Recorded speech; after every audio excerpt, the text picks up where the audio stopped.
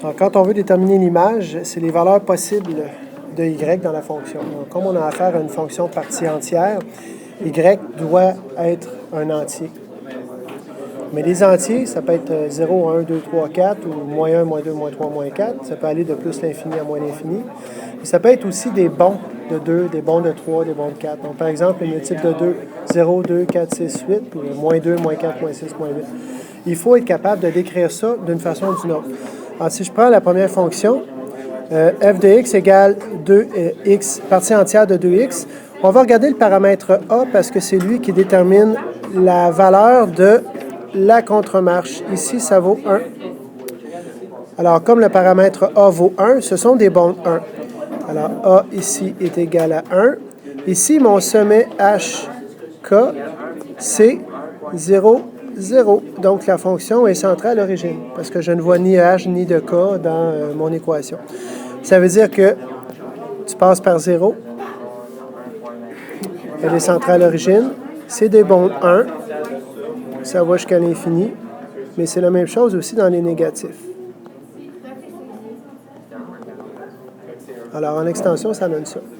En compréhension, ça donne quoi? Bien, étant donné qu'ici, ce sont des bons 1 et que tous les nombres réels sont possibles, on va tout simplement dire qu'y appartient au réel. En compréhension, on aurait normalement une deuxième partie telle que, mais on n'a pas besoin de préciser rien d'autre parce que c'est des nombres... Oups, j'ai fait une erreur. Ce n'est pas des réels, c'est des entiers. Alors ça, c'est mon cerveau engourdi par les restes de bronchite qui font ça. Alors, les entiers. Si je prends le deuxième exemple, ma contre-marche, donc mon A, est égal à moins 2. Alors, le signe, ce n'est pas important, mais je sais que c'est de bon 2. Ensuite, ça part de où? Mais le sommet, il est à 1, 2. Moi, je vais regarder ça ici.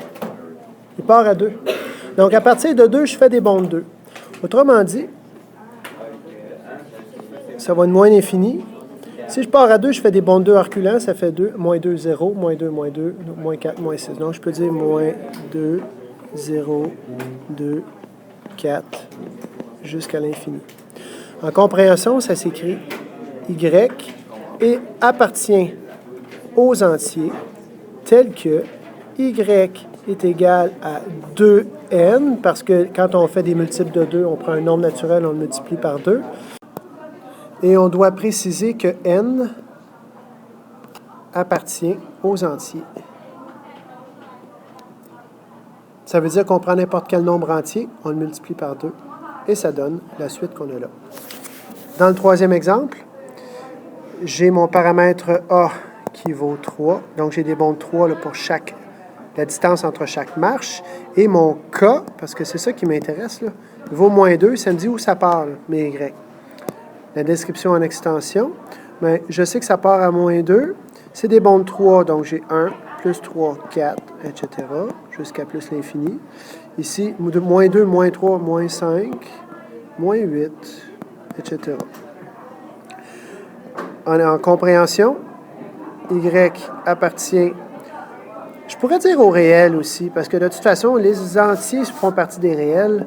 Ce qui est important surtout, c'est la suite. Y est égal à 3n moins 2. Donc, tu vas chercher ton A, puis tu vas chercher ton K. C'est assez simple quand on y pense. Et on précise que n appartient aux entiers. On ferme la collade. Pour le dernier, le A vaut 5, le K vaut 4, ce qui fait qu'on passe par 4.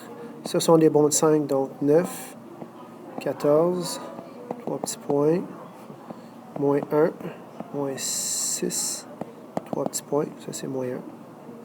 Alors, on reprend y appartient au réel, tel que y est égal à 5n plus 4, et n appartient aux entiers.